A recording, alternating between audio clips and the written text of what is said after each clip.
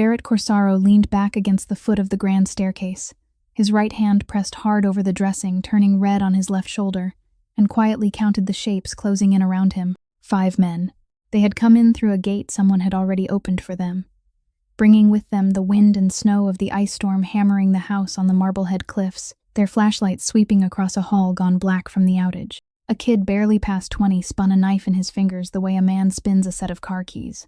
And the first one to step forward, pulling off his wool cap, brushing the snow from his shoulders like a man who had just come home, was Wade Kilgore, the man who had stood guard outside Barrett's bedroom door for 11 years. "You're losing a lot of blood, Barrett," Kilgore said, his voice almost gentle.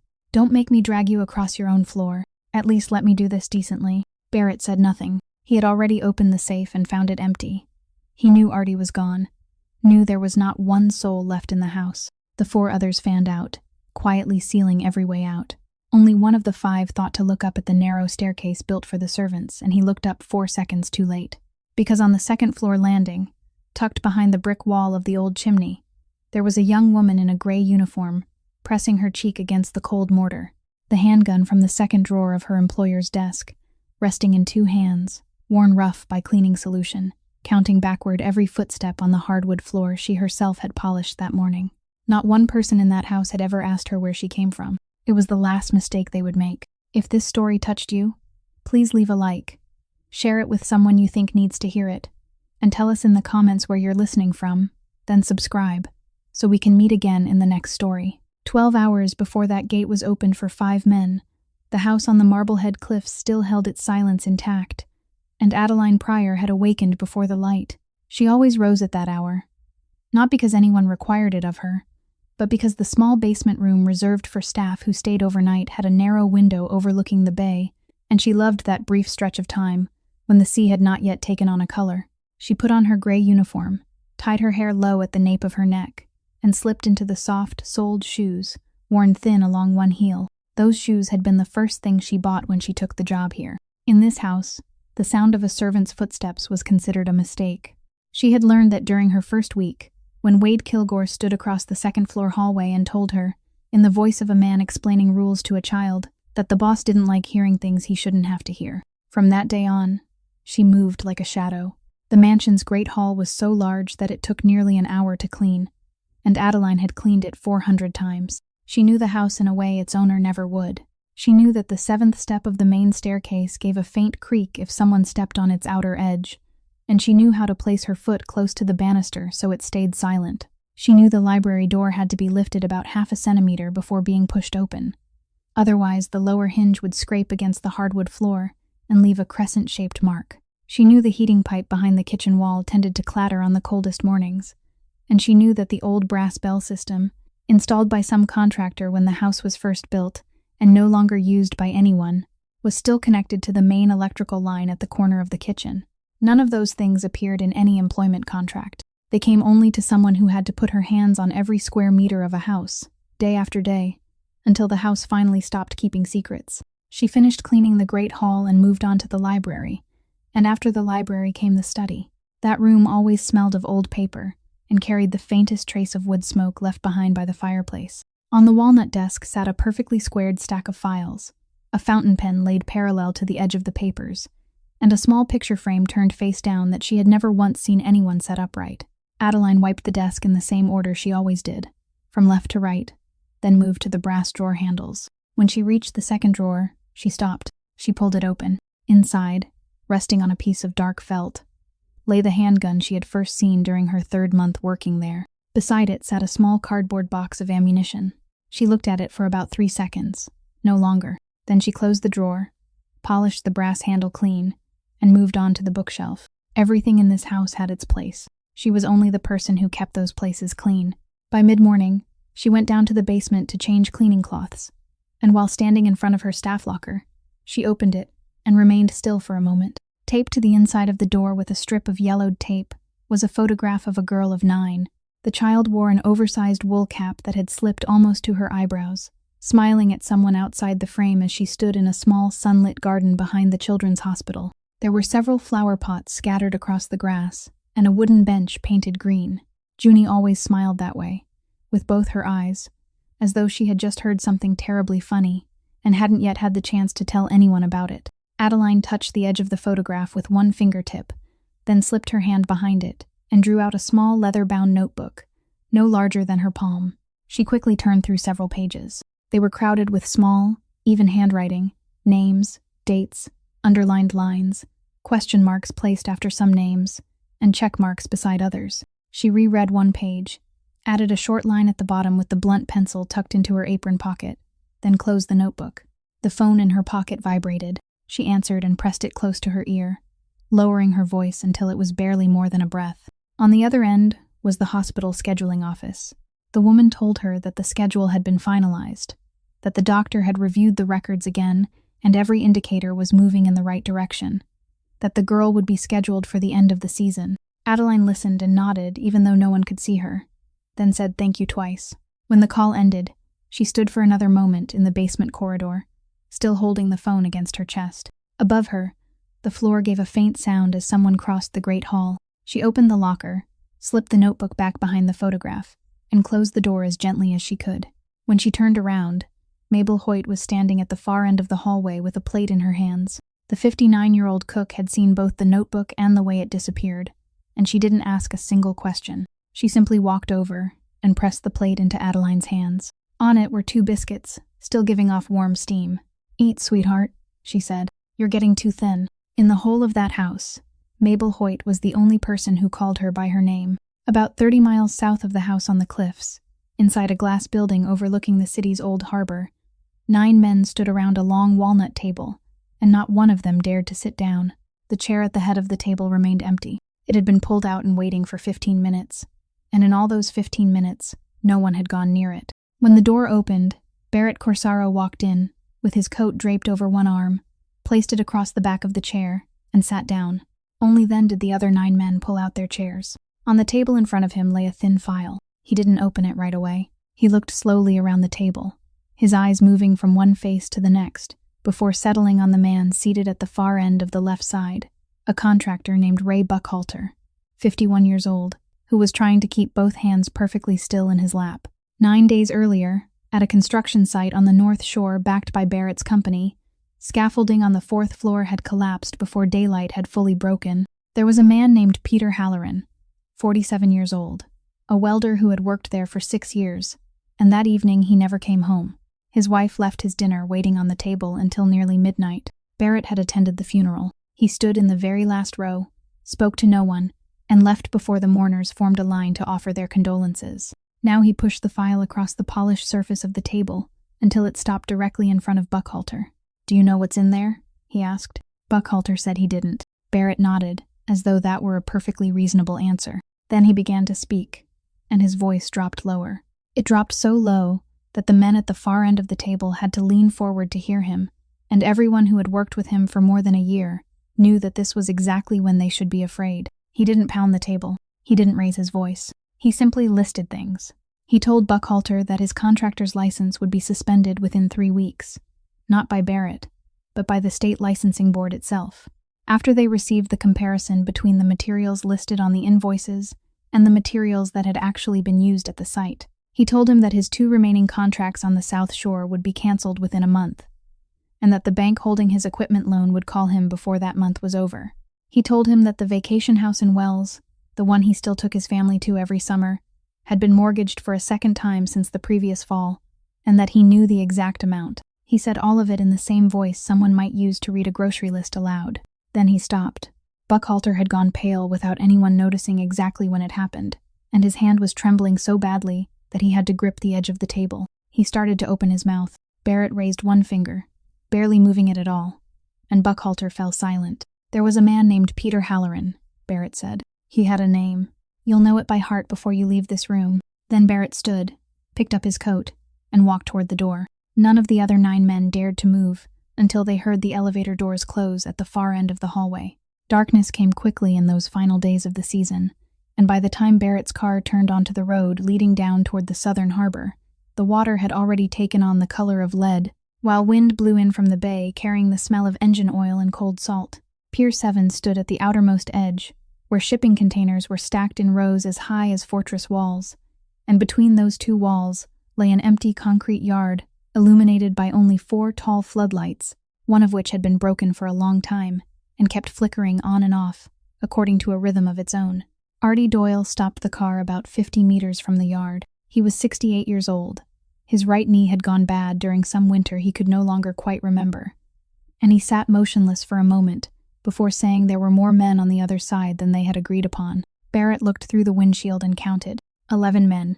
They stood in a curved line in front of the warehouse door, and the man in the center was short and heavyset, dressed in a leather jacket, Aldous Renner's representative on the South Shore. Barrett's side had 3 men, counting Barrett himself and the old driver sitting beside him. Barrett opened the door and stepped out first. He led the way. Artie and the third man followed about 3 paces behind him, and neither of them said a word, because both understood that the only thing keeping that concrete yard from exploding into violence was the way the man ahead of them was walking. Barrett went straight into the middle of the semicircle, stopped about 2 meters from the man in the leather jacket, and didn't offer his hand. He didn't exchange pleasantries. He didn't begin with any of the words used by men who knew how to make a room feel easier. He said that the 3 shipments being held at Pier 9 would be released before the end of the week. He said Renner's men would pull out of the northern transport route and wouldn't return. He said that if one more of his trucks was stopped on the road, then everything Renner controlled on the South Shore would lose its value within a single season. And he gave the figure in the voice of a man reading financial data, rather than issuing a threat. The man in the leather jacket laughed, and began saying that his boss might want to renegotiate a few points. Barrett didn't let him finish. He said this wasn't a negotiation, that he'd come to inform them, not to ask their opinion, and that the man ought to think back and remember the last time anyone had ever made Barrett sit down at the same table twice. Then he turned his back. He turned away while the other man's mouth was still open, and perhaps that was what finally made someone in the darkness behind the row of containers lose control. The shot cracked sharply between the 2 steel walls and came back as 2 or 3 echoes layered over one another. Barrett faltered for exactly half a step. His left shoulder jerked backward as though someone had seized him hard by the collar. Artie shouted and started toward him, but Barrett extended his right hand behind him, palm facing downward, and the old man froze where he stood. Barrett didn't fall. He didn't reach up to clutch his shoulder. He didn't run.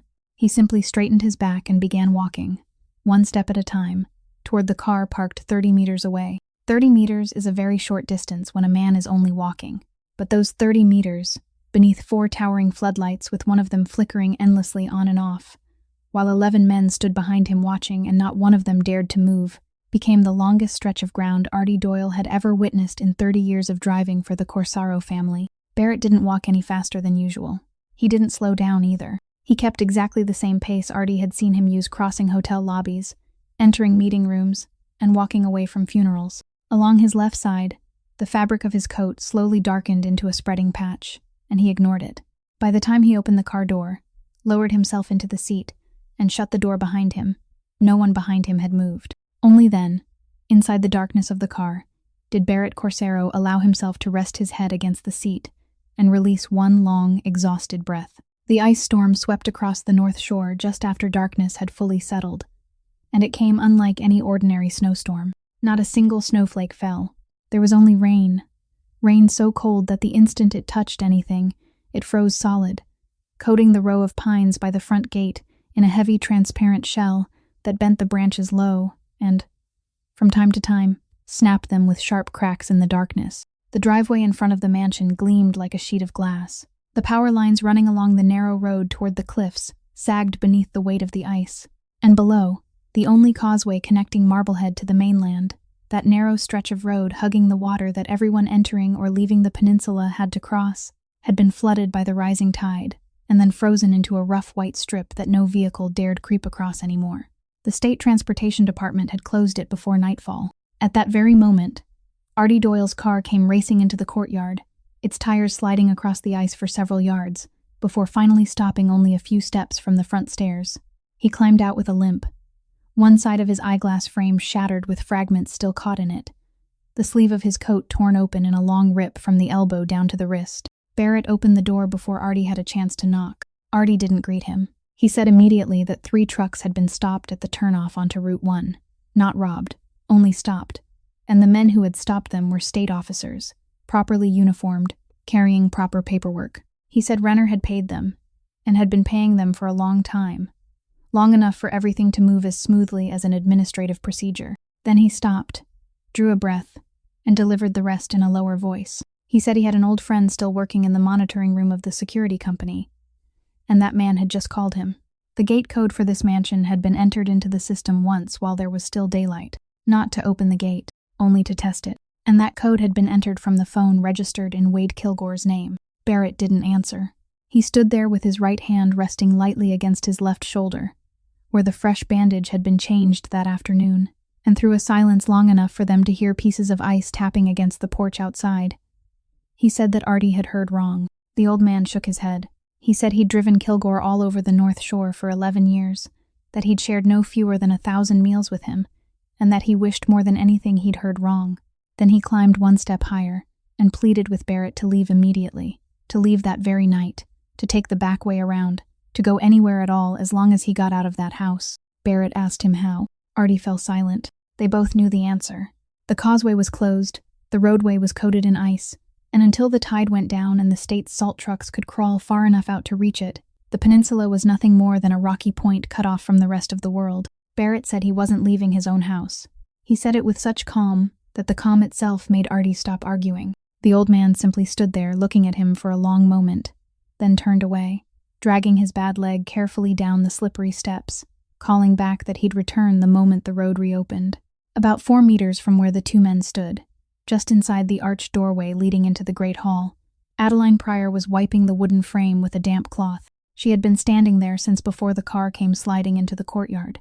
She heard every single word, from Renner's name, to the gate code, to the name Wade Kilgore dropping between the two men like a stone falling onto ice. Her hand continued moving steadily across the doorframe, no faster than before, no slower, and neither of the two men turned his head to look at her.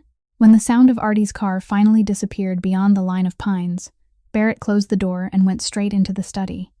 And he didn't turn on the ceiling light, only the desk lamp with its dark green shade. He took out his phone and made the first call.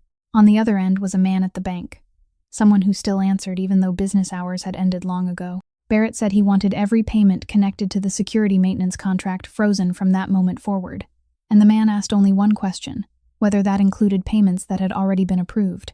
Barrett said yes, all of them, even the ones carrying his own signature. He ended the call and made a second one. This time it was someone at City Hall, an older woman's voice, and she didn't ask where he was or what was happening.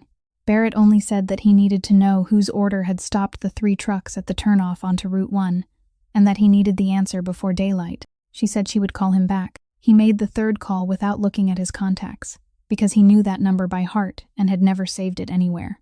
The person on the other end didn't give a name. Barrett said he needed 4 men at Marblehead that night, carrying nothing but flashlights and radios, and the man said all right, then went quiet for a moment, then said the causeway had been closed since the afternoon and the state trucks hadn't even made it out there yet. Barrett told him to come around from the north. The man said the northern route was closed too, with fallen trees blocking the road in 2 places, and his voice began breaking apart under waves of static. He said one more sentence, a sentence Barrett heard only the first half of, and then the signal died completely. Barrett looked at the screen. There were no bars left. He tried calling back twice, then placed the phone face down on the walnut desk. Outside, ice continued tapping against the eaves in a steady rhythm that had become almost unbearable. Barrett stood and walked to the painting on the eastern wall, lifted it down, leaned it against the baseboard, then turned the combination dial on the safe behind it. The steel door opened with a faint sigh. Inside were stacks of papers, 2 hardbound ledgers, a thick envelope, and an empty space. That empty space was in the lower right compartment, exactly where, for years, there had always been a spare ammunition box made of olive green metal. Now there was nothing there except a thin layer of dust that had been wiped away, leaving behind a rectangular patch of steel, cleaner than everything around it. Barrett didn't reach inside. He didn't search through anything. He simply stood there in front of the open safe.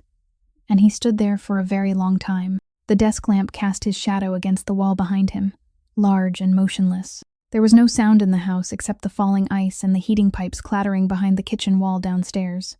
There were 3 people in the world who knew the combination to that safe. One had been in the ground for many years. One was Barrett himself. He closed the safe door, turned the dial back to its original position, hung the painting where it belonged, and straightened it with the same careful motion he used every time. Then he switched off the desk lamp and stepped into the second-floor hallway. Adeline was standing at the far end of the corridor, changing the linens on the small table beneath the window, holding the old set folded neatly into a square. She heard his footsteps and turned. Barrett stopped about 4 steps away from her. He told her to go home right now. She looked at him, then toward the window, where the ice had formed a cloudy film across the glass, and asked who would prepare dinner. He said there wouldn't be any dinner tonight, and then 3 seconds of silence passed between them. In those 3 seconds, for the first time since the day she had entered this house 14 months earlier, Barrett Corsaro looked directly into the face of the woman in the gray uniform standing before him, looked long enough to see every line of it clearly, long enough to realize something he should have noticed a very long time ago. She wasn't afraid. There was nothing in those eyes that resembled what he had grown accustomed to seeing in other people. Her hands remained steady around the folded linens, neither tightening nor trembling. She simply stood there and waited for him to continue. Barrett was the one who looked away first. Adeline went down to the kitchen and stood in the doorway for a moment, before stepping inside. Mabel was wiping down the stove, while Travis Boone sat at the corner of the servants' dining table, both hands wrapped around a cup of coffee that had already gone cold, his eyes fixed on the tabletop. He was 22 years old, had worked as the gardener for this house for nearly 2 years, and tonight he hadn't said a word since coming into the kitchen. Adeline took the truck keys from the hook beside the side door and placed them on the table. She said there had just been a call from the warehouse in Salem, that the food shipment for the entire week would be canceled if no one came to collect it before they closed, and that she'd promised someone would be there. Mabel stopped wiping. She turned and asked who had called. Adeline said the warehouse coordinator. She couldn't remember the name.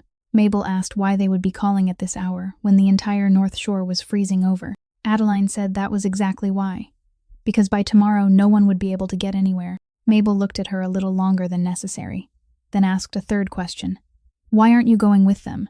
Adeline said she still had to finish cleaning the second floor, and the boss was up there. The cook didn't ask anything else. She took off her apron, folded it, and laid it over the back of a chair. And while she was doing that, Travis had already stood up, picked up the keys, and walked straight toward the side door. He didn't ask a single question. He didn't ask which warehouse, what shipment, or whether the causeway was still passable, though that should have been the first question anyone living on this peninsula would have asked on a night like this. He simply took the keys and left, and his thick olive-green canvas coat remained hanging on the second hook to the left of the door, exactly where it hung every day. Mabel walked past where Adeline was standing, stopped, reached up to tuck a loose strand of hair behind her ear, then said she would bring her back a box of waffles from the shop near the warehouse. Adeline said yes, and she could hear that her own voice still sounded normal. The side door closed. She stood inside the kitchen window and watched the 2 red taillights of the truck crawl slowly across the courtyard, turn onto the narrow road, then disappear behind the line of pine trees bowing beneath the weight of the ice. She stayed there until there was no light left to see. Then she went upstairs, took her coat from the hook, put it on, buttoned it all the way up, wrapped a scarf around her neck, and walked into the great hall. She opened the front door. Cold wind and freezing rain struck her directly in the face. Outside, the courtyard gleamed beneath the porch lights, and beyond it was a darkness so dense that there was no telling where the sky ended and the sea began. She took 1 step outside, stood on the highest stair, and the ice crackled beneath the soles of her shoes. She remained there for a very long time, long enough for the cold to seep through the layers of her coat, long enough for the hair across her forehead to begin stiffening with ice. There was no voice inside her head then. There was only one short sentence Artie Doyle had spoken in the exact place where she was standing, less than an hour earlier, and the name that had fallen from that sentence. She thought about 400 mornings spent cleaning this house. She thought about the notebook hidden behind the photograph in her locker downstairs in the basement. She thought about the man on the second floor, the man who, only today, had looked directly into her face for the first time. Then Adeline Pryor took 1 step backward, stepped inside, and closed the front door behind her. She slid the bolt into place from the inside. Adeline took off her coat, hung it back on the same hook, and crossed the great hall without making a sound. The second floor was still. The light beneath the door of the master bedroom had gone dark, and she understood that the man inside was lying there waiting for something he had not yet been able to name. She went into the study. The green-shaded desk lamp had been off for a long time, leaving only the pale gray light filtering through the ice-covered window, just enough to make out the outlines of everything in the room. She walked around the walnut desk, placed her hand on the brass handle of the second drawer, and pulled it open. The handgun was there, resting on the dark felt, exactly where it had been for the past 11 months since the first time she saw it. She reached in with both hands and lifted it. It was heavier than she remembered. That was the first thing she thought. And it surprised her, because she had believed she would never forget the feel of something like that in her palms. She swung the cylinder open and checked it. 6 rounds, arranged in a circle, the tips of the bullets staring up at her. She snapped the cylinder back into place. Then she reached into the drawer again, searching for the spare cardboard box of ammunition she had always seen lying beside the gun. And she found it immediately. She picked it up and knew before she even opened it, because it felt almost weightless. She lifted the lid. Inside were small cardboard dividers, and every compartment was empty. Adeline stood perfectly still for exactly 2 seconds with the empty box in her hand. In those 2 seconds, she understood something whose full meaning she had not yet had time to grasp, only its rawest part. That someone had been through this room before her, had opened this exact drawer, had taken what needed to be taken and left what needed to be left, and had done it calmly, neatly, without haste. She set the empty box on the desk. 6 rounds. There would be no 7th. She left the study and walked down the hallway toward the far end, stopping at the narrow door painted the same color as the wall, a door no guest in this house had ever noticed. It opened onto the servants' staircase, which ran directly from the kitchen to the 3rd floor, with a small landing halfway up that overlooked the great hall through a low wooden railing. Beside that landing stood an exposed section of brick from the old chimney shaft, thick and solid, built when the house itself was first raised and never torn down. Adeline sat behind that brick wall. She rested the gun across her lap and began measuring. She had no ruler, no sighting scope, none of the things someone trained for this would have had. She had only this house and 400 mornings spent moving through it on her knees and with her own 2 hands. From the front door to the foot of the grand staircase was 11 passes of a cleaning cloth. She knew that exactly because she had counted more times than she could remember while polishing the floor, simply to keep her mind from going empty. From the foot of the staircase to the turn leading into the sitting room was another 6. From that turn to the library door was 4. She repeated those 3 numbers silently, then repeated them again, until they settled inside her mind like an old song. Then she raised both hands, set them into position, and looked down into the darkened hall. Her hands were trembling. She stared at them as though they belonged to someone else. She had carried trays 10 times heavier than this without trembling, had scrubbed floors for 4 straight hours without trembling, had sat in a hospital corridor listening to someone read a list of everything that might happen, while still managing to hold a pen steady in her hand. But she had never pointed a gun at another human being. Not once. And in that moment, for reasons she couldn't explain, what came back to her was the smell of wet grass and gunpowder from distant Saturday mornings, the outdoor shooting range beyond a weathered wooden fence, dew still clinging to the paper targets, and the sound of her father's footsteps circling behind her. His hand would settle on her shoulder, press down slightly, then turn her about 1/5 of an inch to the left. He never praised her. He only said, "Count your rounds, measure your distance, and never fire a shot just to frighten someone." Then he would step back and leave her to do the rest on her own. Adeline closed her eyes for the length of a single breath. When she opened them again, her hands were steady. She pressed her cheek against the cold mortar of the brick wall, looked down at the stretch of hardwood floor she herself had polished to a shine that morning, and began to wait. About 4 miles away, a dark-colored SUV was crawling up the road leading toward the peninsula at the pace of a man on foot, its rear tires occasionally sliding sideways for a short distance before catching the pavement again. Wade Kilgore sat in the front passenger seat with one hand resting on the dashboard, and he had been talking ever since they left the city. He said this would be over before anyone even realized something had happened. He said there was only one man left in that house now, a man carrying a wound in his shoulder, that the old driver with the bad knee had left around dusk, and that all the servants had gone home, because he'd had it checked, and he knew that for certain. He said he'd walked through that door every day for 11 years, and knew that house better than the man who owned it. Sitting behind him, Denny Rourke, 23 years old, kept flicking open a folding knife and snapping it shut, opening it, closing it, opening it again, until the man beside him reached over and pressed a hand down on his wrist. Denny gave a dry little laugh and said he was only checking it. No one answered. In the back row, Everett Lang sat close to the window, 52 years old, thin-faced, and he hadn't spoken a single word for the entire drive. He stared outside at the pine branches sagging beneath the ice, at the power lines drooping lower with every mile, and when the vehicle turned onto the final narrow road, he finally spoke. He said there was a rear entrance through the side door that opened directly into the kitchen area, that the door had only one bolt and was completely hidden behind the greenhouse. He said that if they went in that way, They would be inside the house before anyone even knew a vehicle had arrived. Kilgore turned all the way around in his seat. He asked Lang whether he knew how many nights he'd stood outside that man's bedroom door. He said he wasn't crawling in through a kitchen entrance like some chicken thief. He said he was going through the front door, straight into the middle of the great hall, and he wanted Barrett Corsaro to see him walking in, wanted to see the man's face in the exact second he understood. Then Kilgore turned forward again and added one more thing, that there were some things a man didn't do for money. Everett Lang didn't argue.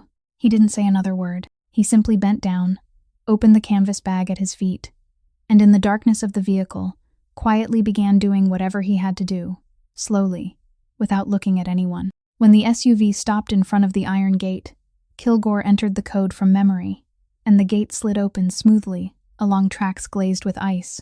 No one had to break anything. Inside the house, on the second floor, Adeline was still sitting behind the brick wall of the old chimney shaft. She heard the engine before she saw the lights, a low, steady sound rising from somewhere below the slope, and then it stopped completely. After that came silence. Then there was a very faint sound somewhere beyond the eastern wall, a short, clean snap like someone breaking a dry stick, and the entire house went black. The small nightlight at the end of the hallway went out. The dim glow leaking from beneath the basement utility room door vanished too. The whole peninsula went dark. And at that exact moment, from below, from the corner of the pitch-black kitchen, 2 flights of stairs beneath where she sat, came the sound of a brass bell. Just once, short, thin, metallic, gone almost as soon as it entered the darkness. It was the old bell system some contractor had installed when the house was first built, something its current owner probably didn't even know still existed, something no guest had ever heard. It was still wired into the main electrical line at the corner of the kitchen, and every time that line was cut suddenly, the bell gave exactly one sound like that. Adeline had heard it 3 times since she began working here, all 3 times during thunderstorms, and all 3 times she had been standing in the kitchen. She understood immediately what it had just told her. No storm cut a power line the way this one had just been cut. She pressed her cheek more firmly against the cold mortar of the brick wall, and she felt that cold pass into her cheekbone with a sharp, absolute certainty. Both hands rested steadily on the gun. Below her, in the thick darkness of the great hall, she heard the bolt on the front door slide open. From where Adeline sat, the great hall below was no longer a room at all, only a stretch of darkness cut apart by flashlight beams, sweeping back and forth, and she recognized each man by the way he moved rather than by his face. One kept close to the wall, another stayed motionless just behind the door, and one moved faster than all the others, with the stride of someone trying to prove something, the beam in his hand jerking wildly across the ceiling. She heard him before she could see him clearly, that voice still far too young, calling out the homeowner's name in a mocking tone, louder each time, and she understood that he was speaking that loudly to cover something else. Denny Rourke reached the sitting room door and kicked it open.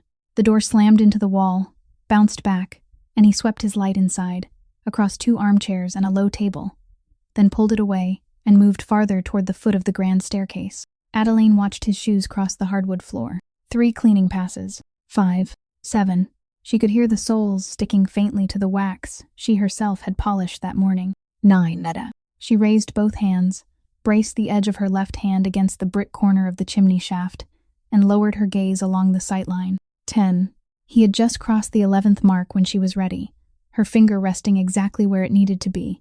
Her breath stopped halfway, and in that final instant, his flashlight beam swung upward toward the ceiling and illuminated his face for a fraction of a second. A face that had not entirely lost its boyhood, a narrow chin, lips pressed tightly together, and eyes opened too wide for someone who was supposed to feel confident. Adeline lowered the barrel by 1/2 centimeter. She did it deliberately, slowly and clearly, the way someone might adjust a button on a shirt. Then she pulled the trigger. The gunshot tore through the open space of the great hall, struck the vaulted ceiling, and came crashing back down in layers of sound, so loud that even she flinched.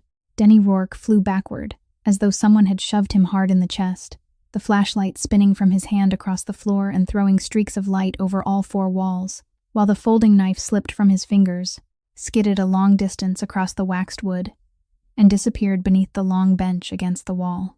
He collapsed, curled in on himself, and began to cry out, a high, broken sound, the sound of someone who had just realized that things were not unfolding the way they had inside his head. Chaos erupted below. 2 flashlight beams went dark at the same instant. Someone crashed into a small table and knocked it over.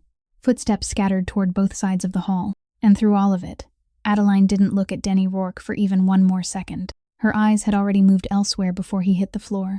She was watching the foot of the grand staircase, where one figure had remained standing, while everyone else broke into confusion. Wade Kilgore didn't run. He turned, lifted his head to search for the direction of the shot, and his right hand moved inside his coat. But he was 46 years old. He had just traveled over an ice-covered road. He was wearing an extra heavy layer because of the cold, and he was accustomed to being the man who stood outside the door, not the man who had to draw something within a single second. He was slow. Adeline had already taken aim from the moment he began to turn. She didn't hesitate this time. She didn't lower the barrel by half a centimeter. She let out half a breath and pulled the trigger a second time. The second shot echoed exactly as the first had. Wade Kilgore stopped in the middle of the motion, his arm still trapped inside his coat, and sank to his knees, slowly, almost neatly, directly beneath the foot of the grand staircase, in the exact place where, for 11 years, he had stood whenever guests came to the house. The same place where he used to lean against the wooden railing and talk with Artie Doyle on quiet afternoons. He fell forward onto his face and didn't move again, and for one beat, the house went completely silent. After that beat, the two figures at the far end of the hall didn't wait for anything else. They didn't shout, didn't look for cover, didn't call anyone's name. They turned and ran straight through the front door that was still standing wide open, out into the freezing rain, and the sound of their feet sliding across the ice in the courtyard disappeared toward the gate. Adeline remained pressed close behind the brick wall. Her ears were filled with a heavy ringing, and through that ringing she heard her own voice counting, very softly, barely more than a whisper. 4 rounds left. But there was still one more man in the great hall, and that man didn't run. From the very first gunshot, Everett Lang had dropped to the floor and rolled twice into the darkness behind the grand piano against the western wall. He lay flat on his stomach, breathing through his mouth, and he didn't fire a single shot. He waited. He listened. Denny Rourke was still crying out in the middle of the hall. The flashlight that had fallen to the floor was spinning more and more slowly, casting a long, dragging beam that circled along the base of the walls. Lang didn't watch that light. He watched where Kilgore lay. He studied the distance from that spot to the southern wall, then looked back at the height of Kilgore's body when he had fallen.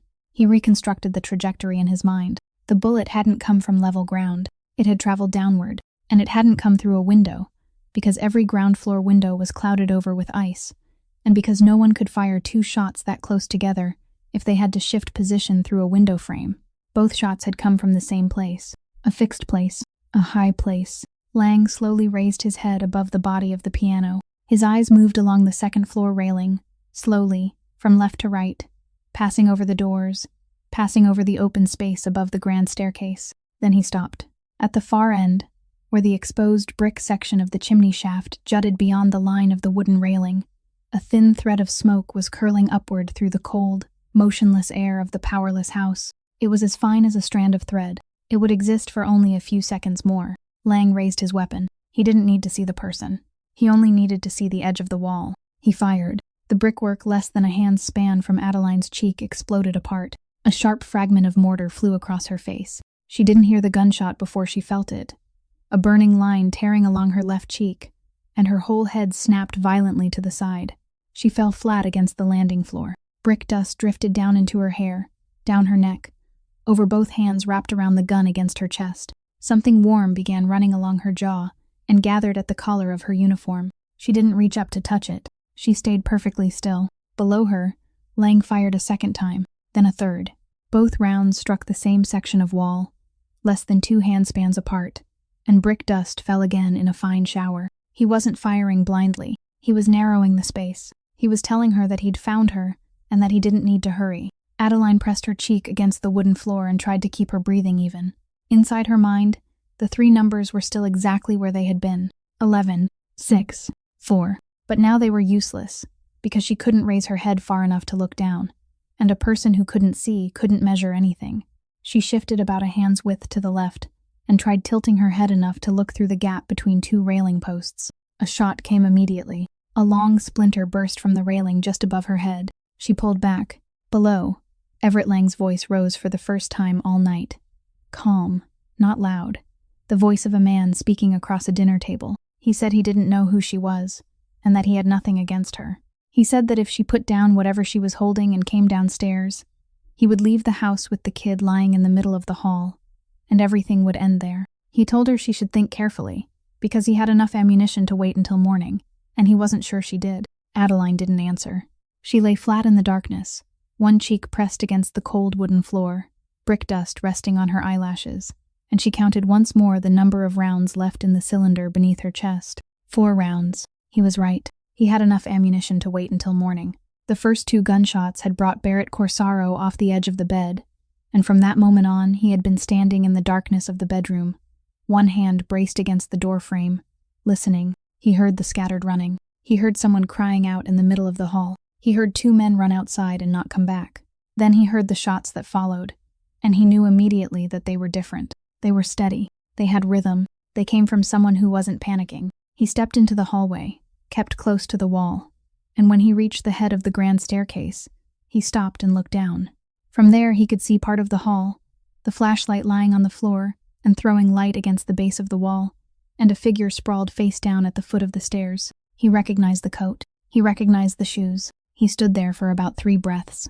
Then he began descending, keeping to the inner edge of the staircase, where the railing blocked the view from below, 1 step at a time, without making a sound. At the bottom step, he lowered himself onto one knee beside Wade Kilgore and reached inside the coat of the man who had stood outside his bedroom door for 11 years. He pulled out the gun still caught halfway inside it. He opened the cylinder and checked it with one hand, right there on the floor, without looking. Empty. Not a single round. Barrett snapped the cylinder shut and remained still for another second. Whoever had emptied his safe had emptied this too. Whoever it was had calculated things so that by the final moment, the only weapon left in this house that could still fire would be sitting in exactly 1 drawer, exactly where he wanted it. Barrett stood, holding the empty gun in his right hand, and moved. He didn't go toward the grand piano. He circled through the rear hallway, past the dining room door, through the swinging door leading down into the kitchen area, and at the far end of the kitchen was a narrow door, painted the same color as the wall. He stood in front of it for a moment. In 11 years of living in this house, he had never opened that door. He knew it existed in the same way a person knows there is a water pipe running behind a wall, meaning he knew about it, but had never once given it any thought. He pushed it open and stepped into the narrow servants' staircase. The steps here were bare pine, narrow and steeper than the grand staircase, with rough plaster walls on both sides, and not a single painting anywhere. He climbed in complete darkness, one hand sliding along the cold wall to guide him, moving slowly, testing each foot before putting his full weight down, because old pine had a habit of creaking. About halfway up, he heard brick dust pattering down, and another gunshot echoing very close by. He stopped, breathed, then kept going. From the landing, through the wooden railing, he could see the back of the man kneeling behind the piano below, but Barrett didn't step onto the landing. He turned onto the other branch of the staircase, went back down to the ground floor by another route, emerged behind the heavy curtain covering the arched entrance to the music room, and from there stepped onto the hardwood floor behind Everett Lang, about 4 paces away. He raised the empty gun and pressed the muzzle against the back of Lang's neck.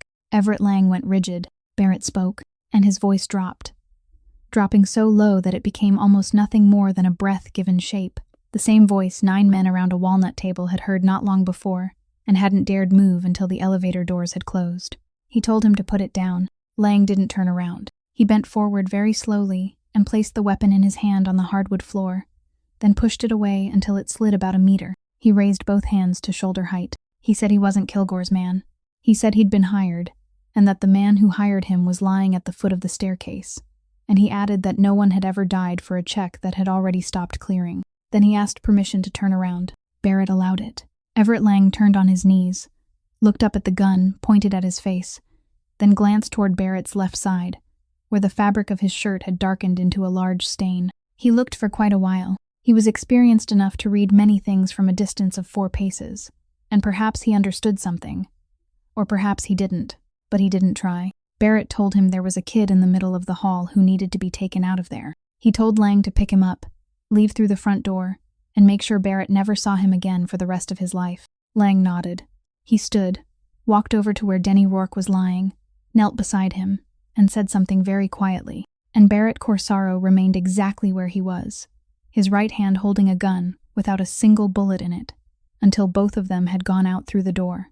Everett Lang got Denny Rourke out to the dark SUV parked in the courtyard, laid him across the back seat, then climbed behind the wheel and eased the vehicle down the narrow road. He made it about 1 mile before reaching the turn toward the causeway, and there he stopped.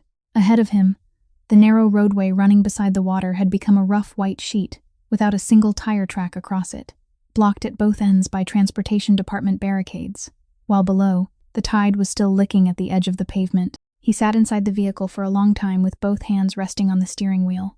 Then he turned the SUV around. When daylight began to break, and the first state vehicles finally managed to crawl out onto the peninsula, Inspector Bridget Kane was the first person to step out, and the first thing she saw in the courtyard was a man sitting on the top step of the mansion beneath ice that had not yet begun to melt. He sat with his back straight, both hands open on his knees, palms facing upward. About 3 meters from where he sat, in the middle of the empty courtyard, his weapon lay exposed on the ice, its barrel pointed toward the sea. Kane drew her gun and ordered him to stand. Everett Lang rose very slowly, keeping both hands raised at shoulder height, and said he'd been sitting there since the night before. He said the road was impassable, and he hadn't wanted anyone walking into that courtyard while it was still dark and misunderstanding what they were seeing. He said the kid was lying in the vehicle parked over there and needed a doctor before anyone else did. Then he turned his back, placed both hands behind him, and didn't say another word until they led him to the police car. Inside the house, all the curtains had been drawn open, and the morning light poured into the great hall, exposing everything the darkness had hidden the night before. Kane walked slowly around the room, stopping at the foot of the grand staircase, stopping again beneath the shattered section of brick wall on the second floor, then lifting her eyes toward the narrow landing that projected beyond the wooden railing, and staring at it for a very long time. After that, she went down to the kitchen, where Adeline Pryor sat on a wooden chair with a wool blanket wrapped around her shoulders and a white dressing taped diagonally across her left cheekbone. Kane pulled out a chair and sat opposite her. She asked several questions about the previous night and wrote down the answers. Then she set her pen aside, looked at the woman sitting across from her, and asked the question she had wanted to ask from the moment she stood beneath the staircase. She asked how one person, only one person, had managed to stop 5 armed men inside a house with no electricity.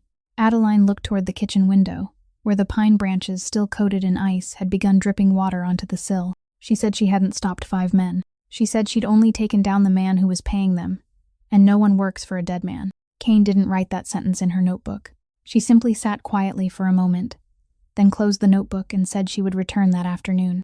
After everyone had gone back outside into the courtyard, the kitchen became quiet again. The heating still wasn't working because the electricity hadn't been restored, and the cold had settled low across the tiled floor.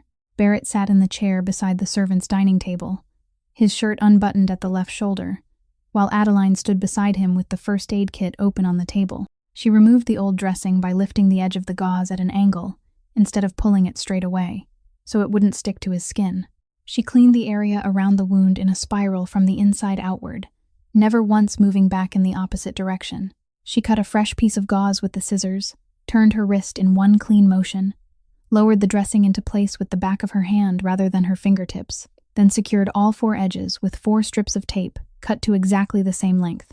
She did all of it in less than 2 minutes, never asking whether it hurt, never apologizing once. Barrett didn't look at his shoulder. He watched her hands. He watched them from the moment she opened the kit until the moment she closed it again, and he kept watching for a long time after she had finished. He didn't ask a single question.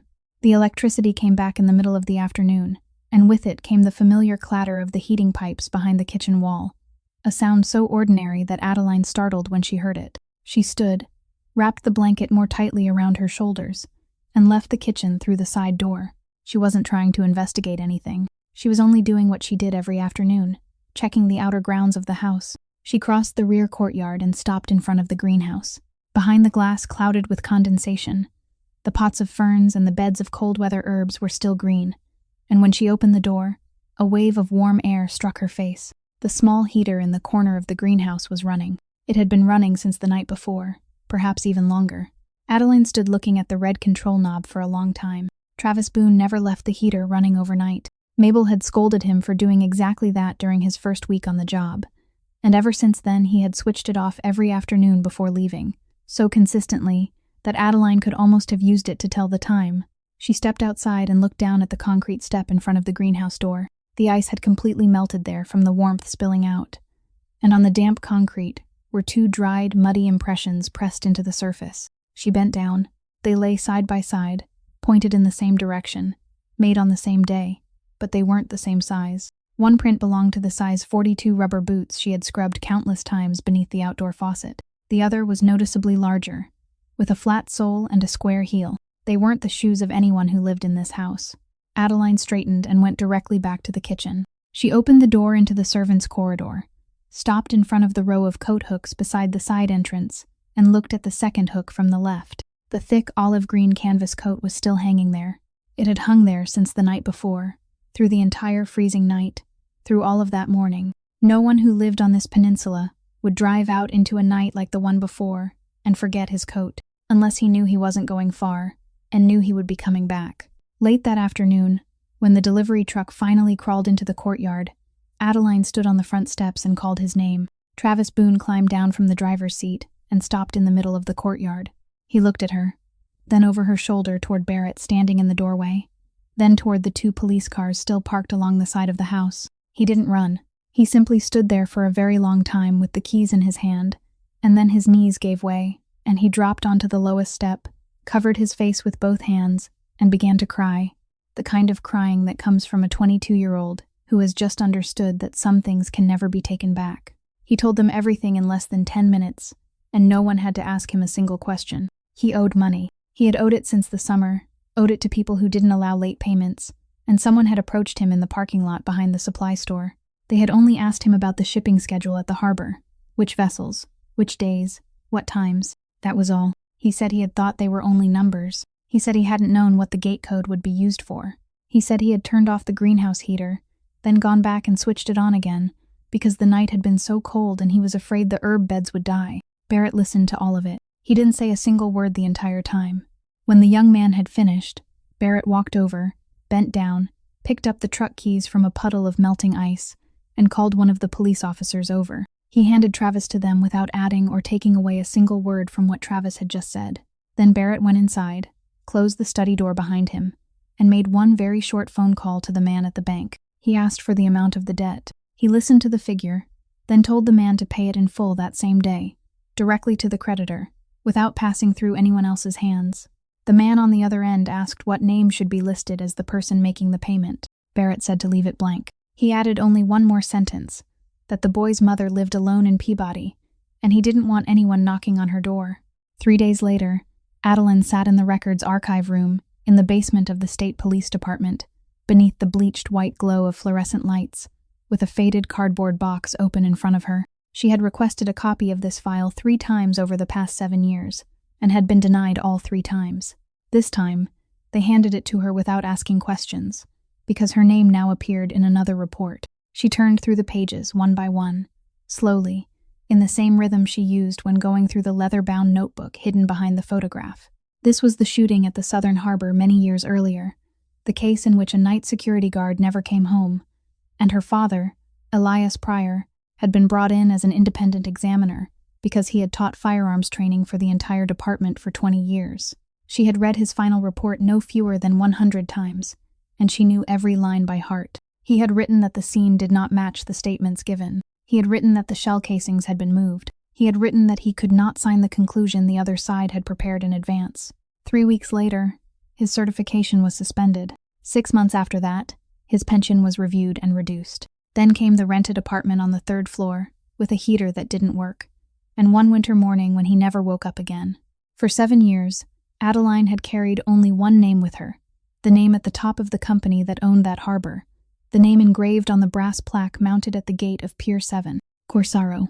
She turned to the final stack of documents in the box, an appendix that had never before been copied for anyone, and there she found the personnel roster for the shift that night. She read from top to bottom, then she read it again. On the second line, under the position of the man commanding the entire Southern Harbor security unit during that period, there was a name printed in faded type. It wasn't Barrett Corsaro. It was Wade Kilgore. Adeline didn't move. She sat with the tip of one finger resting on that line, and she remained that way for a very long time, long enough for the clerk at the outer desk to look in once before quietly withdrawing again. She didn't cry. She only lifted one hand, removed the clip from her hair, then fastened it back exactly as it had been, a meaningless motion performed by fingers that had gone numb. Above her, the fluorescent tube buzzed softly. At that moment, Inspector Kane pushed the door open and entered with another stack of papers in her hand, and she set them on the table and told Adeline the rest. Kane said the technical team had recovered data from the mansion's camera server, a system Wade Kilgore had managed alone for 11 years, and that no one else had been authorized to access. She said there was a separate folder in it, and that folder was named Prior. Inside were still images extracted over the course of several months, arranged neatly by date.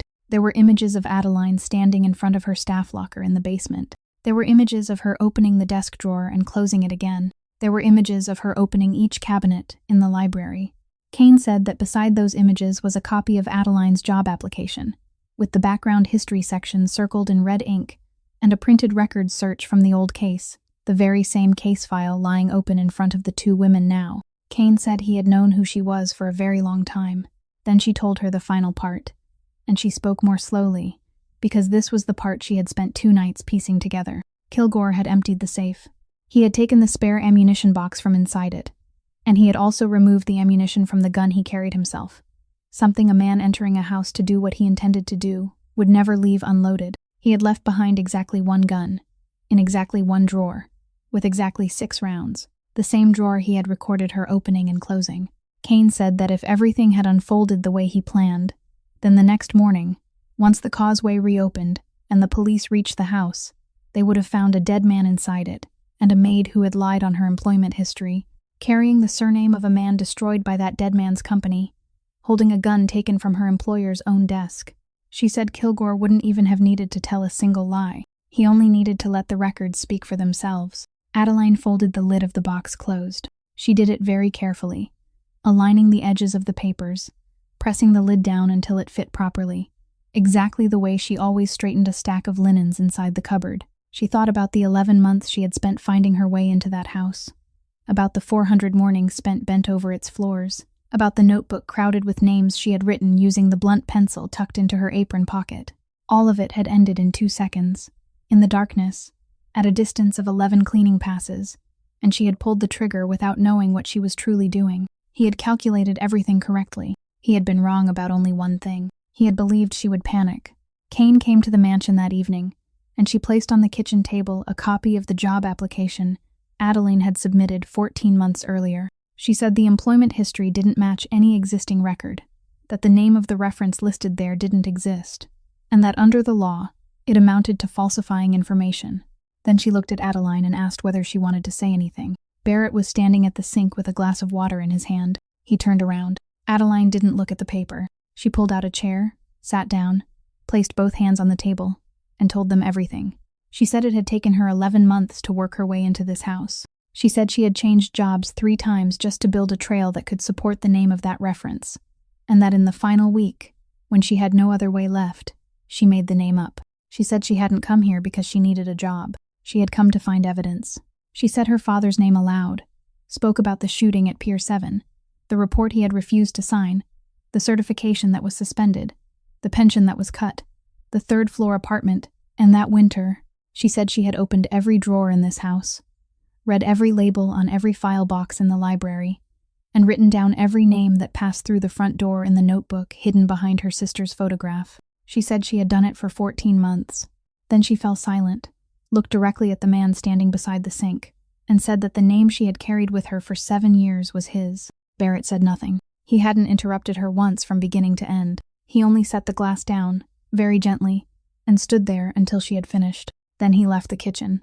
He returned about a minute later, carrying a worn cloth-bound ledger with a grid pattern on the cover, the kind of household expense book the previous housekeeper had left behind and no one had ever bothered to replace. He placed it on the table in front of her and opened it to exactly the page he wanted. It was the payroll page from the previous autumn. The 3 weeks Adeline had taken off because Junie had been admitted to the hospital. 3 weeks she had counted one day at a time, while preparing herself to return and find a termination letter waiting for her. In the payment column, all 3 weeks had still been paid in full. And in the right margin, beside the line marked Prior, A, there was a note written in fountain pen, the handwriting narrow and decisive, saying to keep paying her until the girl was discharged. He turned 2 more pages. There were records of payments made to the children's hospital, 3 bills, each with a small note stating that the system had recorded the payment as the result of a reconciliation error. Adeline stared at those 3 lines for a very long time. She had held those 3 bills in her own hands. She had called the billing office to ask about them, and they had told her the exact words written there. She had believed them. She had sat in a hospital corridor and thanked heaven for an administrative mistake. Barrett spoke, and his voice didn't drop or rise. It was only a little rougher than usual. He said he had recognized the surname the moment he read her application. He said he knew about the incident at Pier 7, knew the examiner's name, knew what had happened afterward, because back then he had only just taken over his father's business and had signed things he hadn't read carefully enough. He said he had let her into this house, and he had waited. He hadn't known what to say to that man's daughter. He said that part very quietly, that he hadn't known what to say. Adeline stood up. She thought everyone in that kitchen expected her to cry, or thank him, or sit back down. She did none of those things. She looked at the open ledger on the table and asked him, in a very calm voice, how much he had paid. Barrett didn't answer. She asked again, how much had he paid so he wouldn't have to look her in the eyes? She said that for 14 months, he had passed her every day in this hallway and had never stopped even once. She said he knew her father's name, knew how he had died, and had chosen instead to quietly sign a note in the margin of a ledger because writing words was easier than opening his mouth. She said he hadn't done any of that for her. He had done it for himself, so he could still sleep at night. Then she said the last thing, that if he had truly wanted to give her something back, he should have paid her with an apology, spoken aloud, while looking directly into her face, from the very first day. Barrett Corsaro stood motionless. He couldn't say anything at all. Adeline went down to the basement, opened her staff locker, took down Junie's photograph, pulled out the leather-bound notebook, and put both into the pocket of her coat. She left the gray uniform folded neatly into a square on the wooden chair. Then she walked out through the side door, crossed the courtyard, and never once looked back. The preliminary hearing ended on a gray afternoon late in the season, and the 2 of them walked out of the courthouse carrying the same hollow feeling. Everett Lang's testimony was enough to charge him, enough to reconstruct the night of the storm, enough to close the file on Wade Kilgore. But when Aldous Renner's attorney stood up, he needed to ask only one question: whether there was any document, any phone call, any transfer of money that directly connected his client to the dead man. There wasn't. Everything had passed through 3 layers of intermediaries and stopped there. The judge ruled that there wasn't enough evidence to proceed against Renner, and the 61-year-old man stood, buttoned his coat, and walked out of the courtroom without looking at anyone. Adeline and Barrett met on the courthouse steps. It was the first time they had stood close to each other since the night she left the house. He asked how she was getting home. She said the afternoon bus. He told her that route had been suspended since the beginning of the week for maintenance. She stood still for a moment, then got into his car, sat in the back seat, and neither of them said another word for almost half the drive. Darkness was settling by the time they reached the causeway. The tide was rising, the water licking close to the eastern edge of the road, and the moisture rising from it had met the cold wind and frozen into a thin film across the pavement, the kind of ice the naked eye couldn't see. Neither of them knew exactly when the car behind them began closing in. Adeline saw it first. She said there was a car. Barrett looked into the mirror and didn't answer, only reached down to shift gears and kept their speed steady. The other vehicle pulled up on the left, ran alongside them for about 3 seconds, then swerved inward. The first impact struck just behind the front wheel on the driver's side. The tire lost traction immediately on the ice. Barrett turned against the skid, almost regained control, and then the second impact came. The car spun sideways, slid a long distance, and slammed into the steel guardrail on the eastern side. The rail tore loose from 2 concrete posts with a long metallic shriek, and the car plunged through the opening, tipped down onto the rocks below, bounced once against a large boulder, then came to rest on its left side with half the vehicle submerged in the rising tide. The headlights stayed on for a few seconds before going dark. Adeline came to with freezing water up to her waist, and the smell of gasoline mixed with seaweed. She was hanging sideways in her seatbelt, the door on her side pressed against the rocks, and the window beside her had cracked into a spiderweb but hadn't broken. She reached for the buckle, and it wouldn't release. She tried again. The water rose another finger's width. Then she heard pounding against the glass above her head. Barrett had gotten out through the other side, and was standing with his feet braced against the overturned body of the car, kicking the window with the full weight of his body. Once, twice, 3 times. On the 4th kick, it shattered into small pieces that spilled down over her shoulders. He reached inside, felt for the seatbelt buckle, released it, then slipped his right arm beneath her armpit and pulled. He pulled with the shoulder that had not yet healed, and Adeline heard his breath break on the second effort. She planted her feet against the dashboard and pushed herself upward. He pulled again. On the third try, she came free through the window frame, and both of them tumbled onto the wet rocks, rolled once, then crawled on hands and knees over stones slick with seaweed until they were beyond the reach of the water. Above them, on the causeway, the two taillights of the other vehicle stopped for a few seconds, then moved on and disappeared. Adeline sat with her back against a large rock, her whole body shaking violently, her hair plastered against one side of her face. Barrett sat about an arm's length away, one elbow resting on his knee, his head bowed, while his left arm hung loose and motionless at his side. Neither of them spoke. Behind them, the tide continued to rise slowly, striking the rocks in steady, measured beats. Farther along the shore, a streetlight had just flickered on. Adeline looked down at her two hands. They were holding nothing. There was nothing in them at all. She remembered sitting in the darkness behind the brick wall and measuring every distance with those same two hands. Tonight, she had measured nothing. Tonight, she had only been a woman hanging upside down inside a car that was slowly filling with water, and the man who had pulled her out was the man she had walked away from. She turned and looked at him. He didn't look back. Then she shifted closer, only about a hand's width, just enough for her shoulder to touch his uninjured one, and the two of them sat that way for a very long time on the cold rocks, without either of them saying a single word. Junie's procedure was scheduled for the end of the season, just as they had promised, and that night Adeline was at the children's hospital before darkness had fully fallen. She had signed everywhere she needed to sign. She had sat through the doctor's explanation one more time, nodding at exactly the places where she was supposed to nod, and she understood all of it, because there had once been a part of her life when she had studied those very things in lecture halls before she was forced to leave them behind. But understanding everything did nothing for a person who still had to stand outside and wait. She paced the third-floor hallway all night. She counted the floor tiles from the waiting room door to the far end of the corridor, then counted them again in reverse. She went to the water dispenser, filled a cup, carried it through an entire circuit of the hallway, then poured it out without taking a sip. She stood at the window at the end of the corridor and looked down into the parking lot, where yellow lights shone across puddles left behind by the thaw, and she stood there long enough to watch one car leave and two others arrive. A night nurse passed her 3 times, and all 3 times gave her a look Adeline understood perfectly as sit down. She didn't sit. Sitting down meant having to hear the clock on the wall. There was one stretch of time, longer than all the others, when the hallway became completely still and not a single door opened. And during that stretch, Adeline pressed her forehead against the cold glass of the window and thought about the outdoor shooting range behind the weathered wooden fence. Thought about the hand that used to rest on her shoulder, and whispered one very short sentence to someone who was no longer there to hear it. Then daylight began to come. The first light of a late-season morning, thin and gray, spread into the hallway through the window and made everything look older than it really was. Adeline went back to the waiting room to get the coat she had left on a chair, and she stopped in the doorway. Barrett Corsaro was sitting in the row of plastic chairs against the wall, his head tilted to one side against the cream-colored paint, asleep. He was still wearing the same suit he had worn to court, his tie loosened by one notch, his left arm resting in his lap.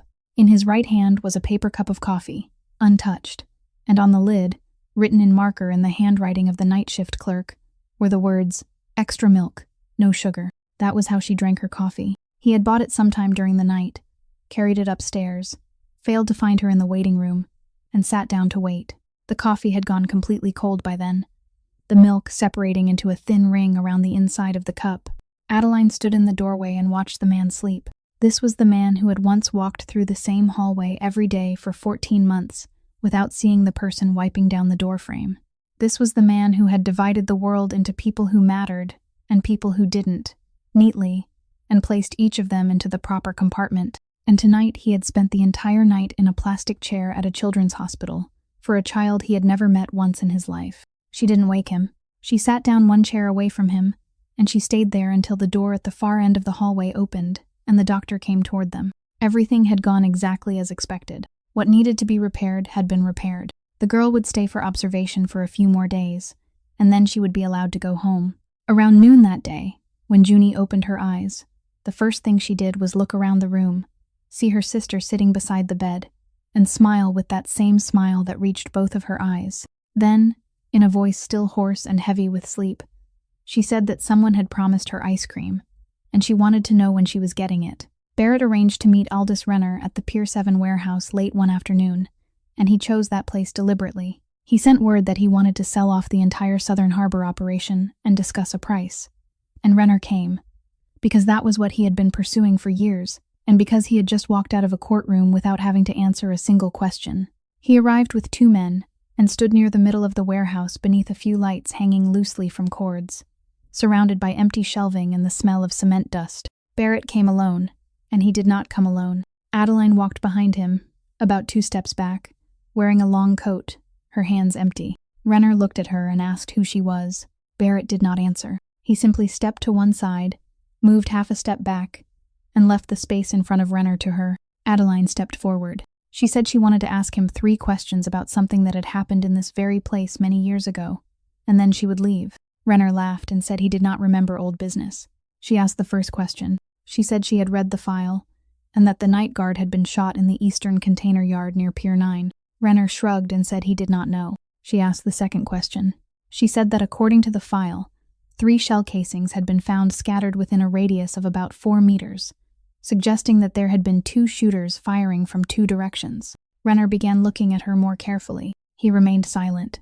Then, she asked the third question, and she delivered it in the calm voice of someone reading back a list. She said that her father, the independent examiner, had concluded that the scene had been staged, and that his certification had been suspended 3 weeks later, because that conclusion had inconvenienced someone at City Hall. She said she had already found out who that person was, and that in any case, Aldous Renner had only bought the pier later, after everything had settled down, so he had nothing to do with what happened that night. Renner straightened. He said she had almost everything wrong. Then he started talking, and once he started, he could not stop, because this was his story. This was what he had built with his own mind, and he had been forced to keep silent about it for 7 years, while everyone assumed he was merely the man who came afterward. He said there had been no eastern container yard involved at all.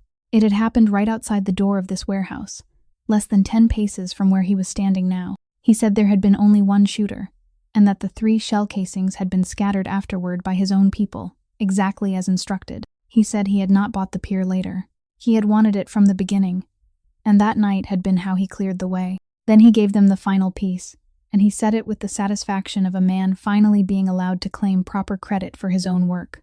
He said that old examiner had nearly ruined everything, and that Renner himself had not needed to lift a finger, because someone inside the harbor security unit had taken care of the problem, someone who knew very well how to make a piece of paper become worthless. He said the man's name, Wade Kilgore. The warehouse went silent.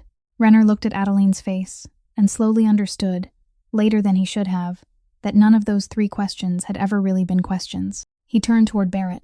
Barrett Corsaro stood 3 steps away with both hands in the pockets of his coat, and inside the right pocket was a recording device that had been running since the moment he walked through the warehouse door. He pulled his hand out and held it up for Renner to see. There was one very brief moment, only a moment, when Renner's 2 men shifted, and everything inside that warehouse might have gone in an entirely different direction. Barrett did not step forward. He did not lower his voice. He simply remained where he was, standing behind the woman facing Renner, and he let her be the one to speak the final words. The recording from the warehouse was submitted to the prosecutor's office the very next morning, and everything that followed moved far faster than Adeline had ever imagined. Aldous Renner was arrested before the end of the week. The file on the shooting at Pier 7 was reopened, and this time no one needed to search for new evidence. They only had to reread what had been sitting inside that cardboard box for 7 years, through the eyes of people who now knew who had lied. 4 weeks later, a large envelope from the state police arrived at the small apartment where Adeline was staying. Inside was the formal decision, restoring the validity of the forensic report bearing Elias Pryor's name, along with a short document stating that his name had been removed from the list of suspended personnel, and a handwritten letter from the current officer in charge, only 3 lines long, saying that he had learned to shoot during her father's training sessions, and that he was deeply sorry it had taken so long to make this right. Adeline read everything while still standing in the apartment hallway, then folded the papers, slipped them into her coat pocket, and walked to the bus station. The outdoor shooting range lay nearly an hour's drive from the city, at the edge of an abandoned field to the west, and it had been closed for years. The weathered wooden fence was still there, leaning inward in several places. The sheet metal roof above the firing line was riddled with holes, Grass had grown past knee height, and the iron target frames now held nothing but a few rusted clips. Adeline entered through the old way, at the place where one loose board could be pushed aside, the same place she used to squeeze through as a child, instead of walking around to the gate. Barrett followed several steps behind her, and he didn't ask a single question. She walked to the third firing position from the left, the one her father had always made her use because it caught the best morning light, and she sat down on the cracked concrete. From her pocket, she took out the notebook she had found again, inside a box of his old belongings. A brown, hardbound scorebook, worn smooth at all four corners. She opened to the first page. There, in the careful habit of a man who had trained people for 20 years, he had recorded the details of every firearm used during practice, the date it was issued, the date it was returned, and the serial number written by hand in his small, orderly script. Adeline looked at the number on the second line. She stared at it for a very long time. Then she took out her phone and opened the photograph of the evidence inventory Inspector Kane had sent her on the day the case was closed, an image she had saved but never examined carefully. She compared every digit. They matched. Not one digit was different.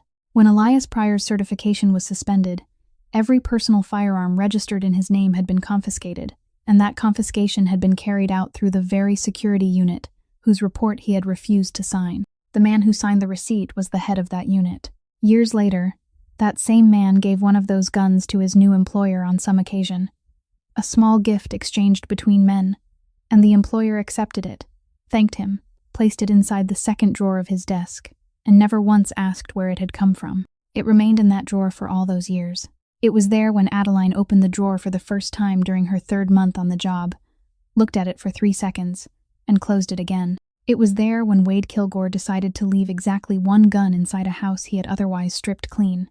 And on that frozen night, on the narrow landing behind the brick wall, Adeline Pryor had brought down the man who destroyed her father with her father's own gun, the very gun that man had carried into the house with his own hands. She lowered the notebook into her lap. Wind moved across the abandoned field, flattening the grass in long, rippling bands. She turned the pages. One after another, they held Saturday mornings written in that same small, even handwriting. Dates, distances, scores, and every so often a tiny check mark in the margin when something had been worth noting. She saw herself again at 9 years old, at 11, at 15. She watched the numbers climb little by little as the years passed. She turned to the final page that contained writing. It had been written only a few days before the winter morning, when her father never woke up. There was no date, no distance, no score at all. There was only one line, written in the same small, careful hand, though the final stroke trembled slightly. The girl has been a better shot than me for a long time now. God willing, she will never have to use it for the rest of her life. Adeline closed the notebook and pressed it against her chest. Then she bent forward until her forehead rested against her knees, and she cried, the grief she had held inside for 7 years, finally breaking open in the middle of a field where there was no one else. Barrett Corsaro stood about 4 steps away. He didn't come closer. He didn't say a word. He simply stood there with his back toward the gate, placing himself between her and the road, and he remained that way until she finally lifted her head. That summer came early, and the garden behind the children's hospital was so bright with sunlight that people had to squint when they stepped out from the hallway. The grass had been cut, the flower pots lining the walkway were in bloom, and 2 women were sitting on the green-painted wooden bench counting. Junie stood at the starting line she had drawn herself in chalk across the concrete, bent forward in the pose of an athlete she must have seen somewhere on television, and ran. She ran the entire length of the path, past the crepe myrtle bush, past the water faucet, all the way to the fence at the far end of the garden, and she didn't stop once to catch her breath. 20 meters. When she reached the end, she spun around, threw both arms into the air, and shouted that it was a new record, and her laughter carried across the whole courtyard. Adeline stood up and applauded. She was wearing the white coat of a student intern, with a name badge pinned over her left breast, and on it was her father's surname, while the sunlight coming from the side revealed a very faint line across her left cheekbone, something that could only be seen now if a person stood very close. She had returned to school at the beginning of the academic year to finish her final year, and 3 days a week she worked in this very department. Some of the children in the inpatient ward had already begun calling her name whenever she passed their doors. Near the low fence separating the garden from the parking lot, Barrett Corsaro stood waiting with 2 cups of coffee in his hands. He wore a shirt with the sleeves rolled up, no suit jacket, and there was no one standing behind him. For many months now, there hadn't been anyone following behind him at all. The Southern Harbor operation had been sold to a transportation company in Providence immediately after the trial, sold below market value, and completed within 3 weeks, because he said he didn't want to keep it for even one more season. He kept 2 construction companies, the only 2 whose records had been clean from the beginning, and the first thing he did was order a complete review of both payrolls. There were 47 names on those payrolls belonging to people whose faces he had never seen even once. He went to every job site and met all 47 of them. Mrs. Halloran still received her full monthly support payment, and every quarterly letter that accompanied it always included one line with her husband's name. Mabel Hoyt now cooked for the company cafeteria and complained constantly about the new stove. Artie Doyle had finally retired for good, bought himself a rocking chair for the porch of his house in Salem, and still smoked cigars in secret even though his doctor had forbidden it. As for the gun, it had been turned over to the state police along with the case file, and it never returned to the house on the cliffs again. Barrett handed Adeline her coffee across the fence, the cup marked extra milk, no sugar. An elderly security guard walked past, and Barrett greeted him by name and asked whether his knee was feeling any better. The woman pushing a cleaning cart along the walkway was greeted by name as well, and he asked how her son was doing with his upcoming graduation exams. Both of them stopped, smiled, and called Barrett by his name in return. Junie came running toward the fence, breathless and laughing, announcing that she had just set a new record, and Barrett bent down and said that a record like that deserved an ice cream bar. The girl squealed with delight and ran back inside to call her friend. Adeline watched her sister for a long moment. Then she reached one hand across the fence. Barrett took it, and the 2 of them simply stood there, on opposite sides of a low wooden fence in a garden filled with sunlight, without saying anything more. There is one thing this story leaves behind, and it is very simple. On the night when everything fell apart, the person who betrayed Barrett Corsaro was the man he trusted most and paid the most, while the person who stepped forward to save him was someone he had never once stopped to ask by name. The way we treat the people who serve us, the people society allows us not to notice, reveals who we truly are. No one is invisible. There are only people too unwilling to look, and in the end, we are not remembered for what we owned, but for the names we took the trouble to learn. If today's story touched your heart, please subscribe to our channel, leave a like, and share it with someone you believe may need to hear it too, so that every day we can continue listening together to more meaningful stories.